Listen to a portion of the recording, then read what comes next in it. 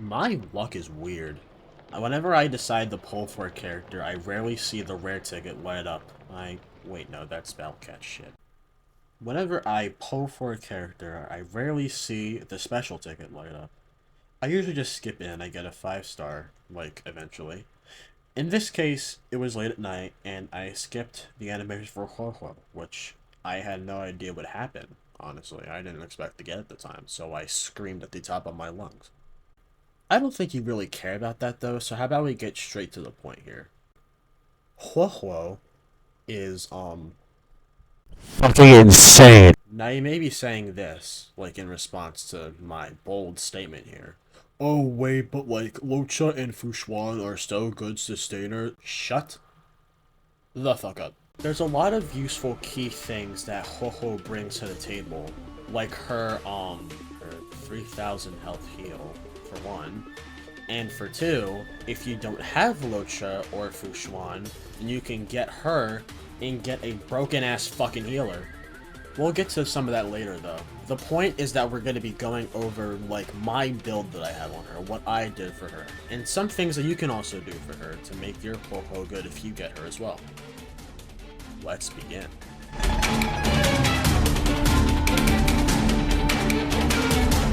Huohuo has an interesting kit. She blast heals and gives her teammates auto heal. There's also a part of this heal which is very interesting. You heal whenever your turn starts, however you also heal whenever you use an ultimate. This is only if you ult or start your turn before Huohuo reaches her limit prior to using her heal move. But you could also negate this handicap by consistently healing. Kind of self-explanatory, honestly. But here's where things get interesting. When Huohuo uses her ultimate, she regenerates energy by a set amount for the teammates while also giving the team a 2-turn long attack boost. This is super huge when it comes to getting more numbers out, especially if you use Huohuo like a sustainer, because she is one. Because that 3 damage boosting users are going into one team, that is game changing. Now let's take a look at our build options. You want Huohuo to have some good HP. This is because her heal is based on how much max HP she has. And since that max HP will be high, you want the heals to come from that huge max HP to be insane. But you also want her to have speed. This is how my Huohuo looks on her relics. These relic sets are able to knock off every category that Huohuo needs to shine. On the body, you want to have an outgoing healing boost to make her heals even more amazing. On the random stats, you want to focus on your HP, or maybe defense. On the link grip, you could also go energy regen and make her even better, but you kinda want her to live, so I wouldn't really do that. At least for me. I only went defense because of the fact that she already has insane HP, and healing to begin with. Now for the planar sphere, you have some options. I went broken heal so that Huohuo rarely gets debuffed, and those substats give her a total of 100% more defense, so there's some extra survivability for her there. Now as for your options, I would go with either Broken Keel or Fleet of the Ageless. These two sets help Huohuo survive, along with also maybe giving her more HP. Panikani and Vanwalk are also two sets that could work, but you really don't need her to be acting right away, nor do you want to build her around one element. I think it's time we go over the light cones.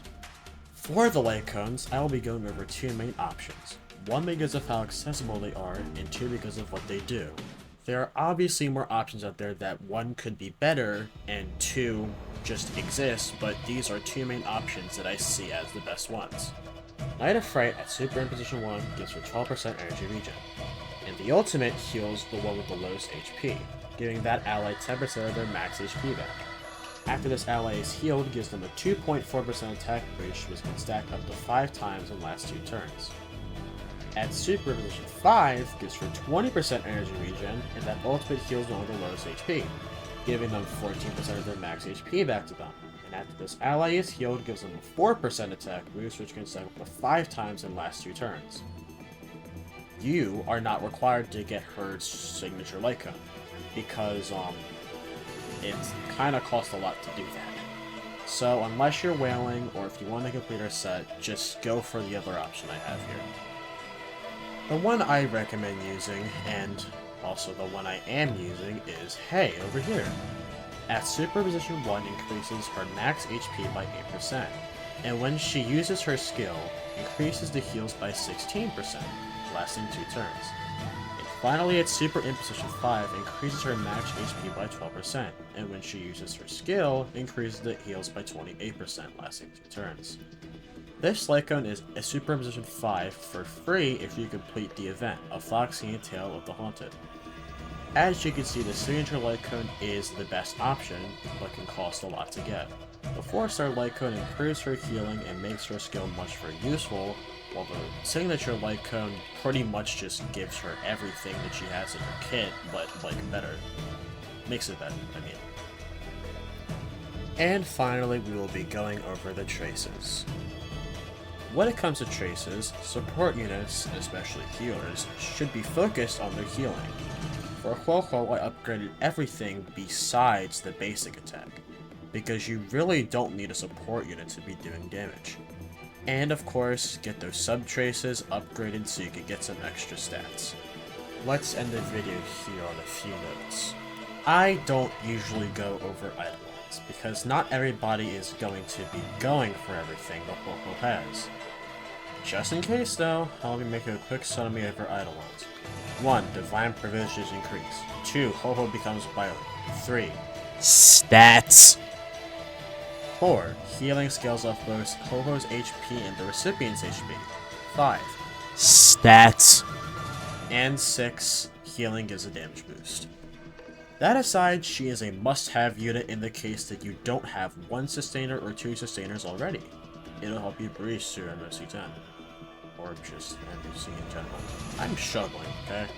And if you have Blade, you can really make use of that Panicani planner set, because both of them are win units. You can also add Bronya to the equation, adding more damage. Oh my god. This editing took me pretty much the entire day to do, because, it kinda took a bit to get rid of all the distractions and whatnot, if you know what I mean. Yeah, sorry. My big stroke that I just had aside, I really hope you found this information useful. This is my first character building guide, and I hope you enjoyed it. Be sure to leave a like and subscribe for more videos like this, so you know when I get a new character, and also when I make a build video on that character. Thank you for the support on the last video, it was really nice. I'll see you in the next one. Bye-bye.